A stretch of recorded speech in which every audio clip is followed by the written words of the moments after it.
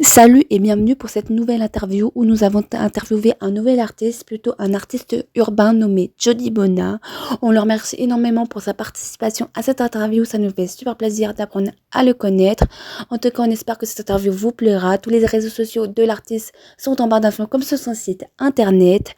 Vous pourrez découvrir durant cette interview son parcours, découvrir ses inspirations et qu'est-ce qu'il aimerait faire au niveau de ses projets et aussi qu'est-ce qui et comment il réalise justement ses fresques et ses nombreuses œuvres qu'il peut réaliser, que ce soit ses fresques, comme je vous l'ai dit, ou ses œuvres sur des sculptures notamment ou dans des grands lieux comme dans des grandes salles comme le Color Festival. Enfin bref, on vous embête pas plus, on vous souhaite un excellent et très bon visionnage à tous ceux qui vont regarder cette interview.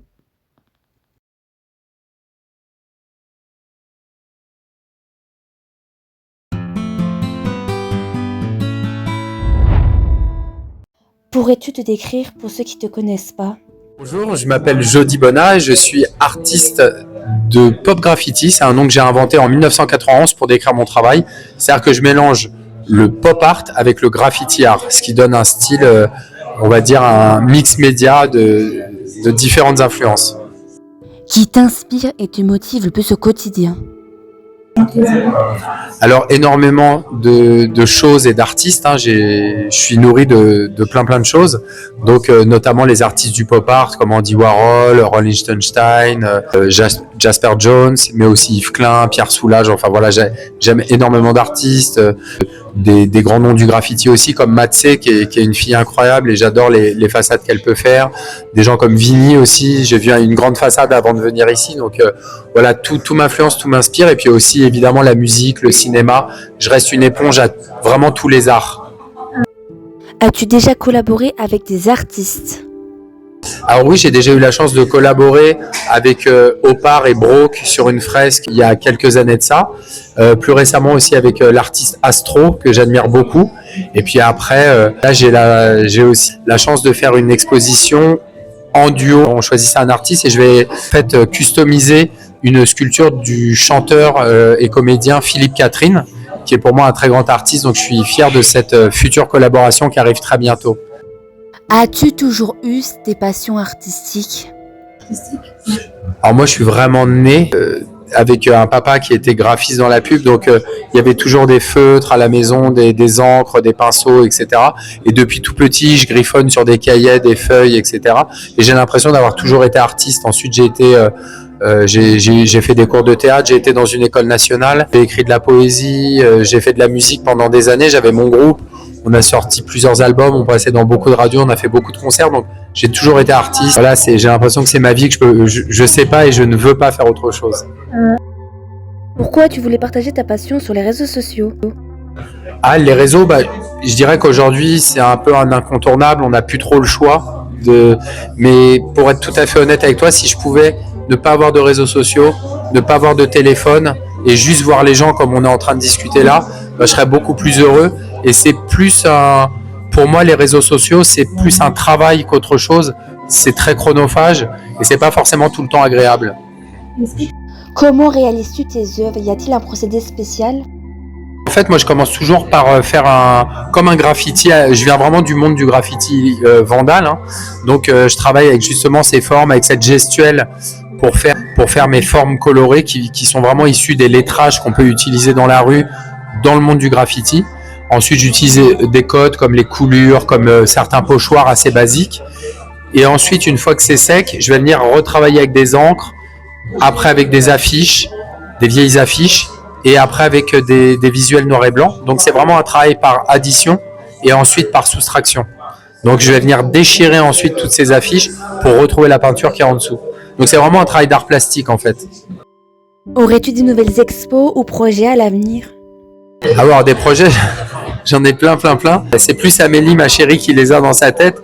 Mais là, dans ceux qui arrivent très prochainement, je suis ambassadeur du programme des volontaires pour les Jeux Olympiques, donc je vais avoir plein de projets pour les Jeux de peinture. Récemment, j'ai aussi fait 3 fresques pendant 24 heures pour une course pour RMC, le record du monde de la course relais. Donc ça, c'était très récent. Et puis aussi une grosse exposition boulevard Haussmann à Paris du 15 juillet au 15 août pendant les Jeux. Et il y aura aussi des collaborations, des surprises. Donc voilà. Pourrais-tu nous parler du livre que tu as sorti? Ah mais oui, je suis très content de ce livre. Non bah oui, c'est ma première monographie, donc pour un artiste, c'est vrai que c'est un honneur hein, d'avoir un livre en plus aux éditions Gallimard Alternative, donc c'est un super éditeur et c'est une belle mise en place. J'ai fait pas mal de séances de dédicaces, notamment aujourd'hui où on se rencontre, Claire. Hein, donc voilà, et c'est un livre de on va dire, je crois qu'il fait un peu moins de 200 pages, mais qui retrace 10 ans de fresques dans la rue et de toiles et de différents supports que j'ai pu exploiter. Aurais-tu une anecdote à nous raconter sur une de tes œuvres que tu aurais réalisées? Oui, j'ai fait une fresque à New York. Enfin voilà, c'est un projet qui était un petit peu compliqué. Et en fait, donc j'ai fait ça avec une nacelle pour grimper en haut du mur. Et l'organisateur m'a dit, écoute, les personnes qui gèrent les nacelles ne savent pas les conduire. Est-ce que tu peux ramener la nacelle? Donc il était 6h du matin, j'étais dans New York et j'étais au milieu du trafic routier avec ma nacelle, au milieu des taxis qui me klaxonnaient, etc. Donc c'était très drôle. Y a-t-il dans tes œuvres quelque chose que tu préfères faire? Ah, ce que je préfère faire, moi, c'est vraiment peindre dans la rue, devant les gens, échanger avec les gens comme on est en train de faire maintenant. C'est rare, ce contact humain, un peu comme un musicien quand il va en concert. C'est ce que je préfère. On a vu que dans certaines de tes œuvres, il y avait pas mal de singes. Est-ce que ça a une signification particulière? Alors déjà, pour commencer, j'adore les animaux, mais les singes, pour moi, ils ont une gueule, un peu comme les gorilles, et les félins aussi. C'est vraiment des gueules qui me parlent. J'adore regarder un singe dans les yeux. Je trouve qu'ils ont un regard humain, en fait. On est nous-mêmes des singes, hein, on fait partie d'une branche. Homo sapiens, nous sommes ni plus ni moins que des singes, on va dire peut-être un peu plus évolués, ou on peut dire en ce moment peut-être un peu moins. Mais voilà, j'ai beaucoup d'affection pour les animaux en général, et c'est vrai que tous les animaux me parlent effectivement. Aurais-tu un conseil pour quelqu'un qui voudrait débuter le graffiti? Alors je vais dire quelque chose peut-être d'un peu cliché, mais croire en ses rêves déjà. Et puis moi je suis parti aussi sur des petits proverbes, c'est des petits proverbes basiques que tout le monde connaît, mais c'est qui tente rien n'a rien, et quand on veut on peut. C'est-à-dire, malgré tout, il faut travailler, il ne faut pas lâcher l'affaire, mais il faut vraiment travailler. C'est pas un petit peu par-ci, par-là, c'est vraiment être focus dans un domaine. Si t'aimes dessiner des petits papillons, des fleurs, bah vas-y à fond dans ce domaine. Et puis si t'aimes faire des grandes toiles toutes noires, bah vas-y à fond aussi, quoi. Nous avons vu que tu travaillais pour les JO. Pourrais-tu nous en dire plus? Et non, c'est secret.